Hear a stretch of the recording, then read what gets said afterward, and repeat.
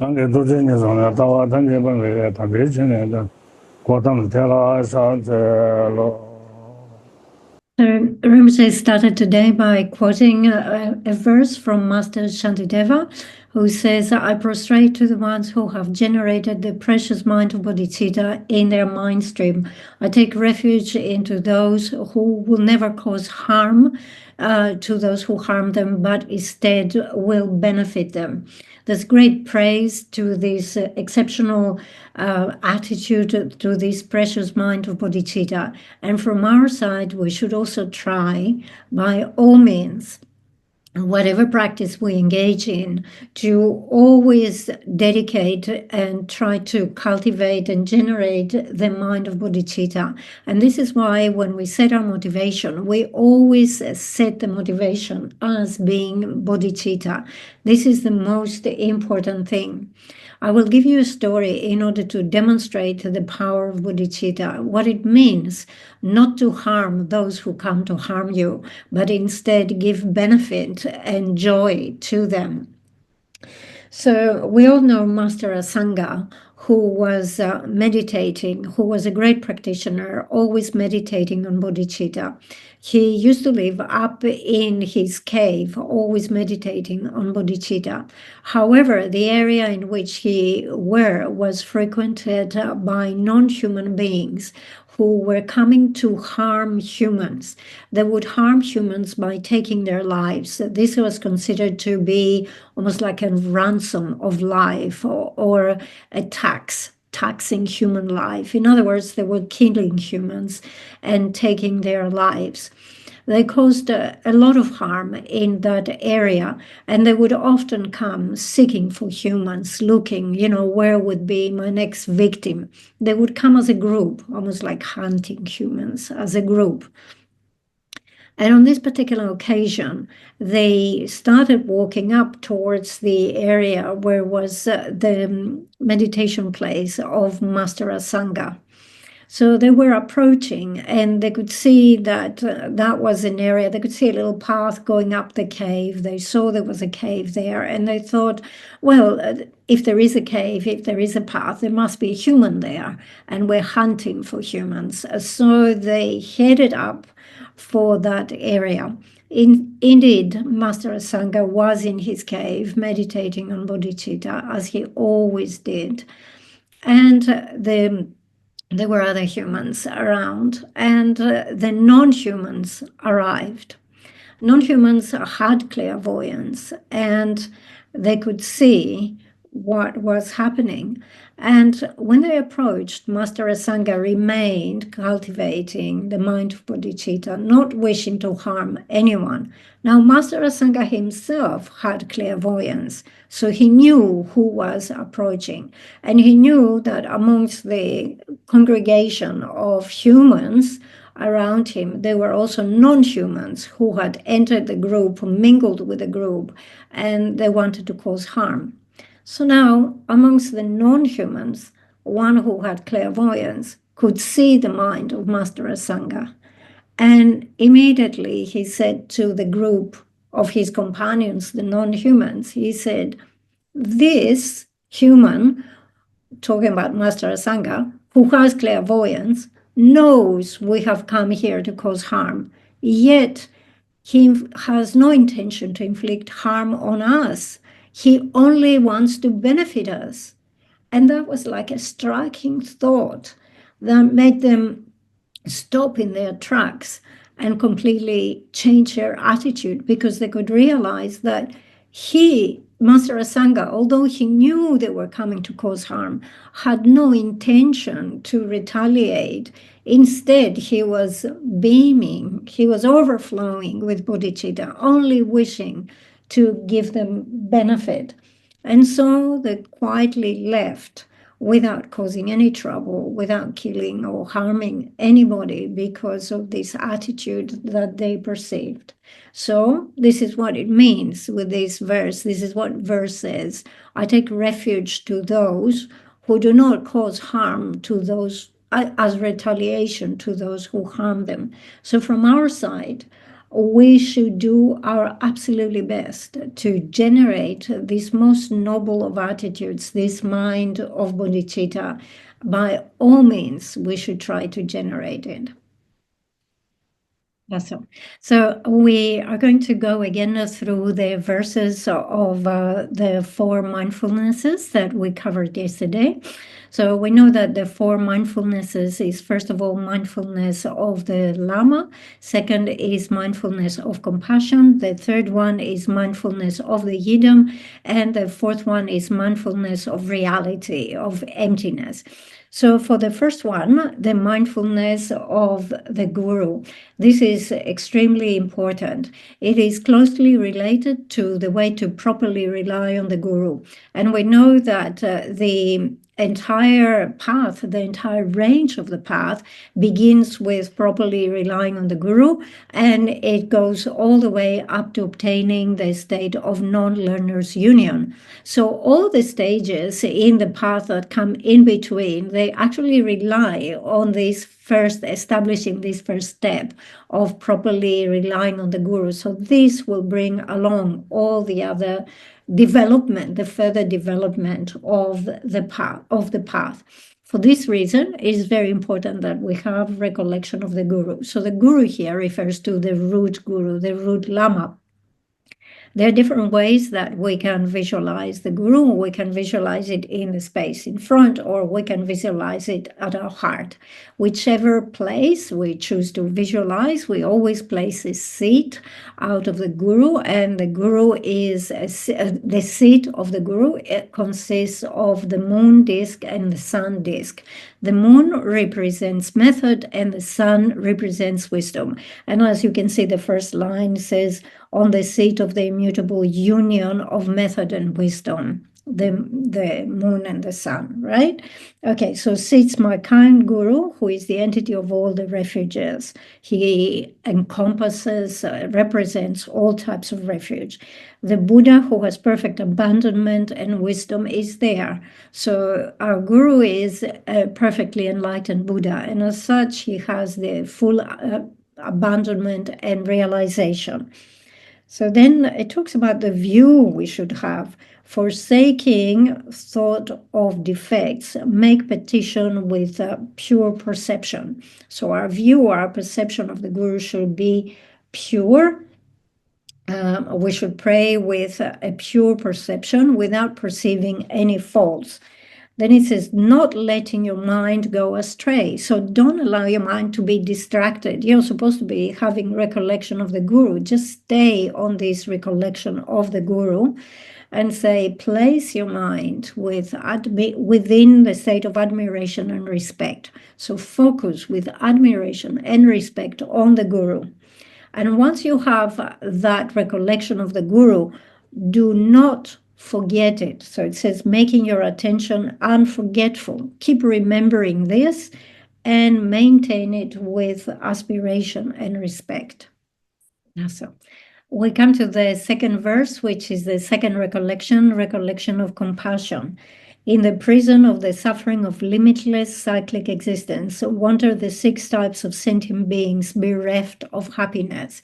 So here we focus on sentient beings and recognize how they are held like prisoners within cyclic existence, no matter where they are, experiencing various types of suffering. They are bereft of any happiness. They are in a very pitiful state. These are the sentient beings who have been our mothers, our fathers, who have raised us in kindness.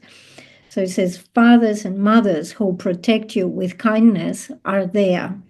Forsaking desire and hatred, cultivate on endearment and compassion. So without having any attachment or any hatred towards them, always see them as extremely dear and generate compassion for all those suffering living beings. Not letting your mind astray, place it within compassion. So do not be distracted. Focus single-pointedly on compassion.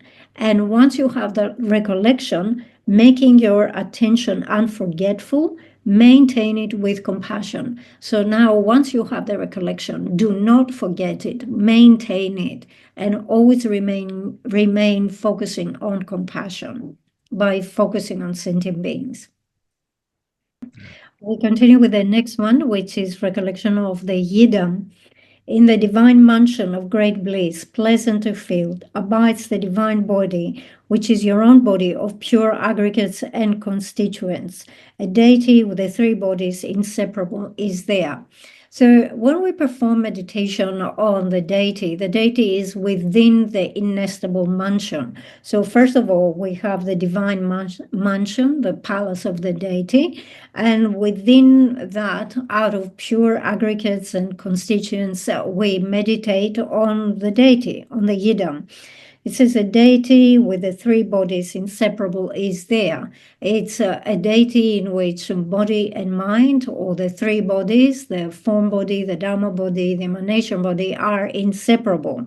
So without looking at the yidam as being like an ordinary deity, seeing it as extremely pure, utterly pure and extraordinary, so not conceiving yourself to be ordinary, practice divine pride and vivid appearance. We meditate combining the divine pride and the clear appearance of the aspect of the body of the deity. Not letting your mind stray. So again, do not be distracted. Place it within the profound and the manifest. The profound refers to emptiness, and the manifest refers to the appearance of the deity, the manifest appearance of the deity. So without being distracted, place your mind in the union of the profound emptiness and the manifest appearance of the body of the deity. And once you have that recollection, do not forget it, making your attention unforgetful. Maintain it with the profound and manifest. So this is the recollection of the yidam. That's all. Okay. So once again, Rinpoche read the third verse, which is the verse that gives us, explains the mindfulness of the yidam. In the divine mansion of great bliss, pleasant to feel, abides the divine body, which is your own body of pure aggregates and constituents. A deity with the three bodies inseparable is there. Not conceiving yourself to be ordinary, practice divine pride and vivid appearance. Not letting your mind astray, place it within the profound and the manifest, making your attention unforgetful. Maintain it within the profound and manifest. So that was recollection of the yidam. We'll continue with the next recollection, which is recollection of reality. Recollection of reality is recollection of emptiness. We have two verses for that. We'll begin with the first verse. Throughout the circle of appearing and occurring objects of knowledge pervades the space of clear light, the nature of phenomena, the ultimate and inexpressible mode of being of objects is there. So we have a variety of appearing objects, but as they appear, through these appearances, we understand the space of clear light, which is the nature of phenomena, the ultimate and the inexpressible mode of being of objects. So here we are reminded that during equipoise, we cultivate the space-like concentration, and during post-equipoise, we cultivate the illusion-like concentration. So recollection of reality actually refers to having understanding that we have these two types of concentration, the space-like concentration, and then it is followed by the illusion-like concentration. Forsaking mental fabrications, look to the entity of immaculate emptiness. So the mental fabrications here refer to the objects of negation that must be negated. So forsake mental fabrications means negate those objects of negation. And once you negate those, you will be looking at the entity of just emptiness, pure emptiness. and not letting your mind stray. So again, do not be distracted. Place it within the nature of phenomena, making your attention unforgetful. Maintain it within the nature of phenomena. So once again, stressing that the nature of phenomena involves both types of concentration, the space-like concentration and the illusion-like concentration, one in equipoise, the other one in post-equipoise. That's all. That's all. Okay, so since we have two verses here, we have covered the first verse. The first verse specifically refers to cultivating the space-like concentration during equipoise. So this is really focusing on emptiness itself. The second verse that follows this is the verse that explains the practice during post-equipoise, where again the appearances of various phenomena are re-established. So in post-equipoise, we cultivate the illusion-like concentration. The verse reads, "At the crossroads of the varieties of appearances and the six consciousnesses is seen the confusion of the baseless phenomena of duality. The illusory spectacles of the deceiving magicians are there." So now in post-equipoise, we have a variety of appearances. All those dualistic phenomena will appear. And there is a confusion there. However, all those things are baseless. And because they are baseless, they're like a spectacle created by a magician, or like a dream, something which is baseless. It appears, or the variety of appearances of shapes and forms and objects appear, but actually they are empty of existing the way they appear. They appear to be truly existing. They are empty of existing in this way.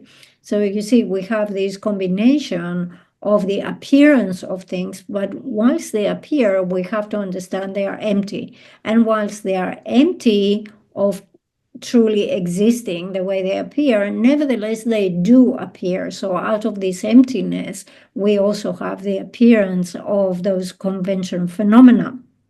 So not thinking they are true, just like various things appear to us in a dream, those things are not true. We don't consider them to be true. So also here in post-equipoise, all these phenomena that appear, without thinking that they are true, look into their entity of emptiness. So we have appearance and emptiness.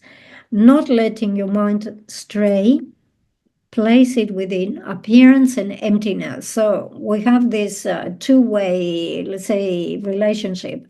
They appear, however, they are empty of truly existing the way they appear. And although they are empty of existing the way they appear, nevertheless, they do appear. So making your attention unforgetful, maintain it within appearance and emptiness. Clearly, the second verse talks about cultivating the illusion-like concentration in post-equipoise, whilst the first verse was talking about cultivating the space-like concentration in equipoise, single-pointedly focusing on emptiness. So today we have completed going through these texts of the 4 recollections, 4 mindfulnesses for a second time. It's a very good text to recite every day as part of your daily practice, because it's a very powerful way to place imprints. The first one is recollection of the guru, and it is very important for us to place imprints again and again on the proper way to rely on the spiritual friend. So this is a type of imprint that certainly we want to cultivate. The second one, which is recollection of compassion, again, is extremely important. Viewing sentient beings who have been our mothers, who have been so kind to us, with love and compassion is of paramount importance. We will only reach the state of enlightenment through relying, through connecting with those sentient beings. And our progression on the path absolutely depends on the way that we relate to those sentient beings. Therefore, cultivating compassion and remembering compassion for sentient beings is very important. Then we have recollection on emptiness, which is, again, very important. The more familiarity we develop with the concept of emptiness, with an understanding of emptiness, the more beneficial it will be. Within the Lam Rim, we have the standard presentation of the three principal aspects of the path: renunciation, bodhicitta, and correct view. So this correct view refers to the view of emptiness. And having correct view of emptiness is indispensable for obtaining the state of liberation from cyclic existence. So we should try every day to cultivate imprints, place more imprints of emptiness in our mind, even though in the beginning we will approach or understand emptiness through a generic image. Even that realization of emptiness through a generic image is extremely important, because it weakens the strength of dualistic appearances. And eventually, the more we refine this, the more closer we come to the point of having the direct realization of emptiness. Therefore, extremely important imprints that can be cultivated through the daily recitation of this text. That's all. Okay, we just take a few questions, maybe 2 or 3.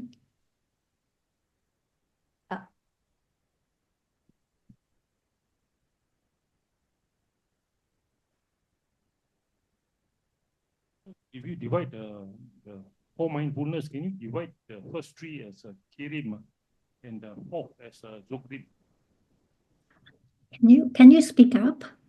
Okay, you know, the 4 mindfulness, the first 3 can be regarded as kirim, and the 4th can be regarded as zokrim. Oh, okay. Yeah. Okay, so I'll just repeat the question. The question was, can we take the first 3 of those 4 mindfulness to refer to the generation stage, and the 4th one to refer to or relate to the completion stage?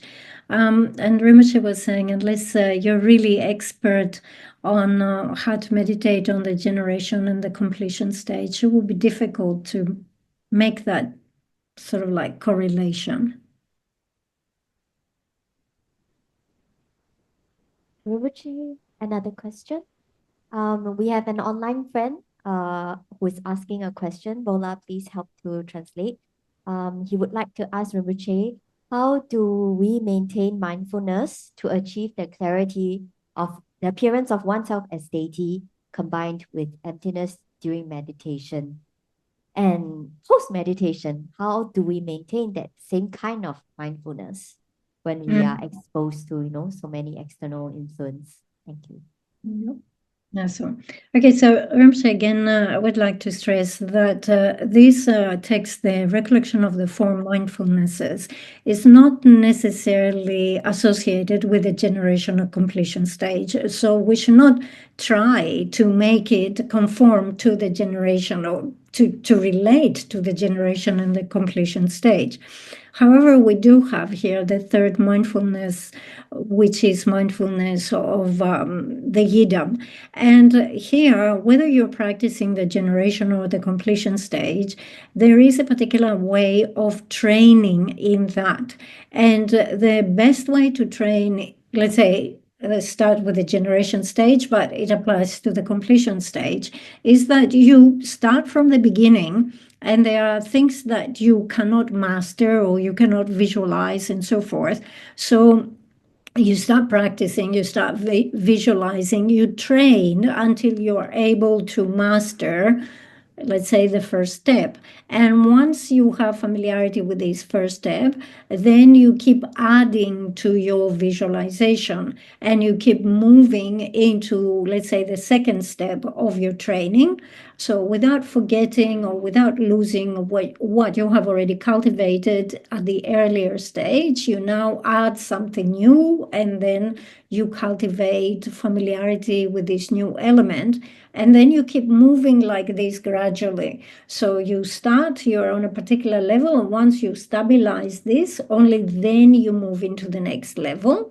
And so gradually, like this, you will train in the generation stage, and you will be able to have that union of the clarity and the emptiness, the clear and the empty, right? It applies to the generation stage. It applies to the completion stage. So this is how it is done. This is how it is done if you want to be successful. But as we said, we don't have to make it like a practice that combines with the generation and the completion stage. If you are a good practitioner of Tantra, generation and completion stage, and you find that this benefits your practice, by all means, incorporate it with your practice. But even without that, without talking about generation and completion stage, just look at this practice. It begins by saying, cultivate mindfulness of the guru. Start from the beginning. The proper way to rely on the guru is start from there and then gradually progress with your training. Okay, so one thing to stress again is that when you cultivate emptiness, you are during equipoise. So equipoise is the time when we cultivate the space-like concentration. And when we come into the phase of post-equipoise, obviously you will have all these things appearing to your mind. So when you come into the post-equipoise phase, it is important that you cultivate the illusion-like concentration. Illusion-like concentration is the practice for the post-equipoise. All those different types of dualistic appearances will arise. They will appear to your senses. But when all those things appear to your senses, you say they appear, however, they are empty. Just like forms that are, or shapes that are reflected in the mirror, they might appear in the mirror, however, they're not really there. So they are empty of existing the way they appear. So in post-equipoise, we keep reinforcing this idea of that everything is like an illusion. That's the illusion-like concentration. They appear whilst they are empty. They are empty of existing the way they appear. And although they are empty of existing the way they appear, nevertheless, they keep appearing. So this is the emphasis at the practice in post-equipoise. Now, in terms of what you do with your visualizing the yidam when you are in a session, all right. So there is a particular training that you do there. And the important thing is that you have to think that all the impure elements of your body, the aggregates and so forth, are purified. And by purifying them, the purified aspects of them, the pure appearance of them, establishes or arises as the body of the deity. And once you establish that vision of the arisen deity, you place divine pride, thinking, I am this is me, this deity is me. So the most important thing to cultivate during equipoise, during your session of deity meditation, is to overcome ordinary appearances, to stop ordinary appearances, and instead purify everything and see it as arising as the deity, and then place the divine pride. So we have that element of the clear appearance of the deity and the divine pride. Okay, so in terms of how you cultivate that clear appearance during your session, this is similar to the instruction of cultivating calm abiding. So you can find the instructions there of how you cultivate this. But let's stress again that what you do during equipoise is one thing. Definitely during post-equipoise, this illusion-like concentration is the main practice. Awesome. Thank you very much, Rinpoche, for your great compassion in teaching us this text. On the mindfulness of the deity or yidam, on line number 4, it says, practice divine pride and vivid appearance. Could Rinpoche please elaborate on the actual practice of cultivating this divine pride so that we are not fabricating and that it's a divine pride that's accurate? Okay. So this divine pride, when you meditate on the yidam, is the thought, the pride that you generate when you identify with that deity and you say, I am this deity. And this divine pride is important to generate in order to overcome the conception of yourself as being ordinary. So instead of thinking I'm ordinary, you're thinking I am the deity. So this is divine pride. And in terms of the clear appearance, obviously, this is a meditation that is done in stages because every part of your body has to be seen in a different way. As we said, this has similarities with the way that we train on calm abiding. Rinpoche will give us the oral transmission of the text. So Rinpoche just gave us the transmission of the text of the 4 mindfulnesses, reading also the very last part, which is the Colophon, the words in italics that indicate that this was composed by the Buddhist monk Losang Kelsang Gyatso. This is the 7th Dalai Lama. Rinpoche has received the transmission of this from Chonlai Rato Rinpoche. He has actually received the whole sumbung of the writings of the 7th Dalai Lama. So a number of volumes are included there, and he has received the transmission from there. Often Rinpoche said he would receive certain transmissions from Chonlai Rato Rinpoche. Okay, so we have received the transmission of the 4 mindfulnesses, and also there was a request to give the transmission of the meditation and recitation of Vajrasattva. So Rinpoche will give the transmission of that text now. So the practice of Vajrasattva is a practice that will appear at the beginning of your sadhana, whichever of the main deities you do. So whether you do Yamantaka, Heruka, Guhya Samaja, it will be included within your sadhana. So the text, the transmission begins by the verses for refuge and bodhichitta. And refuge and bodhichitta is the power of the basis. So when we perform meditation and recitation of Vajrasattva, we do it because we will be reciting the 100-syllable mantra. However, this purification of this recitation of the 100-syllable mantra will be much more effective if we make sure that we have in place all the 4 opponent powers. And therefore, we begin by the first of the opponent powers, which is the power of the basis with refuge and bodhicitta. And then following that, it begins with the general sort of like visualization of establishing Vajrasattva. Okay, so the visualization begins by visualizing the syllable pam at the crown of your head, which transforms into a white lotus. On that white lotus, from the syllable a appears a moon disk. On top of the moon disk appears the syllable hum, and the syllable hum transforms into a white 5-spoke vajra, whose central part is marked with the syllable hum. Rays of light radiate from the syllable hum of that white vajra. They go out and then they reabsorb. And through this, the white 5-spoke vajra transforms into white Vajrasattva with 1 face and 2 arms, holding Vajra and bell. He has a consort, Dorje Nyema, who is holding the bell and the skull cup. They are embracing. They are both dressed in silk and have various jewel ornaments.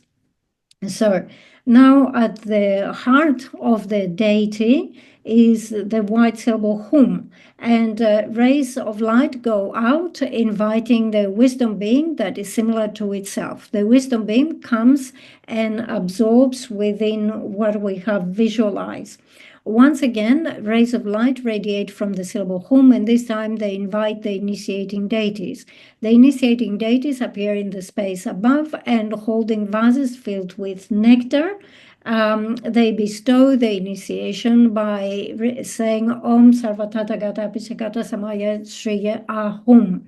And with this, the nectar falls from the vases and complete fills the body. And then the excess water gathers at the ground and becomes akshobhya. So akshobhya is the crown ornament above on Vajrasattva. At this point, we make a request that we say, please, Bhagavan Vajrasattva, purify myself and all sentient beings from our negativities and obscurations. Having made this request, rays of light emanate from the syllable hum at the body of Vajrasattva, and they go out, purifying all sentient beings. Also, rays of light radiate, and they reach all the Buddhas and Bodhisattvas, invoking their blessings. So all the qualities of Buddhas and Bodhisattvas, they come back with the rays of light, and they dissolve, they absorb into the body of Vajrasattva, who now becomes magnificent. Once this is established, we begin with the recitation of the 100-syllable mantra, Om Vajrasattva Samaya Manupalaya, and so forth. Now, as we mentioned yesterday, it is very important to do the recitation of this mantra. If you recite it 21 times every day uninterruptedly, this has the power to stop the increasing of negativity. And this is something which is very beneficial. And therefore, Rinpoche says, I strongly recommend that you recite the 100-syllable mantra of Vajrasattva 21 times every day without a break. Don't miss any day. Of course, in general, if you, in your meditation, you can accumulate however many mantras of the 100-syllable mantra you want. And as we said, for the purification to be effective, it is good to have all the 4 opponent powers. You establish the first opponent power, which is the power of the basis through refuge and bodhicitta. And then we have the power of repudiation and the power of restraint, promising not to do that activity again. And the actual recitation of the 100-syllable mantra becomes the power of fully applying the antidote. Then after that, we recite a verse where he said, due to my ignorance and confusion, I have broken my vows and commitments. Please help me to purify all those negativities and obscurations I have created. And then we hear Vajrasattva addressing us and says, child of the lineage or son of the lineage or whatever is, child of the lineage, which is a term of endearment. All your broken vows and deteriorated commitments, all your negativities and obscuration have been totally purified. So it's very important to imagine that this conversation takes place, and then we visualize that Vajrasattva dissolves into us, and when he dissolves into us, we see that our body, speech, and mind become inseparable. So that's an important part of the visualization. So this is how we perform the meditation and recitation of Vajrasattva. That's all.